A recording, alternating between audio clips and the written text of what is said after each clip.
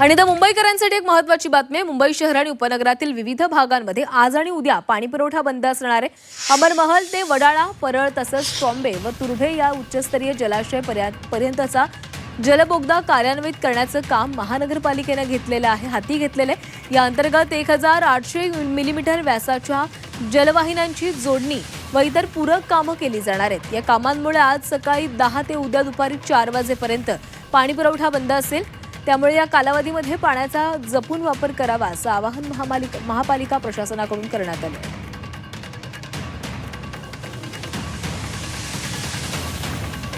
आज सकाळी 10 ते 6 मे रोजी संध्याकाळी 6 पर्यंत पाणीपुरवठा बंद असेल। एफ उत्तर, एफ दक्षिण, एल, एम पूर्व, एम पश्चिम, एन वॉर्डामध्ये हा परिणाम पाहायला मिळेल। अमरमहल ते प्रतीक्षानगर दरम्यान 1800 मिलीमीटर व्यासाच्या नवीन जलवाहिनीचं काम हाती घेतले जाणार आहे। कुर्ला, चेंबूर, परळ, शिवडी, वडाळा, घाटकोपरमध्ये पाणीपुरवठ्यावर परिणाम झाल्याचे दिसेल। 30 तासांच्या कपातीमुळे पुरेसा पाणीसाठा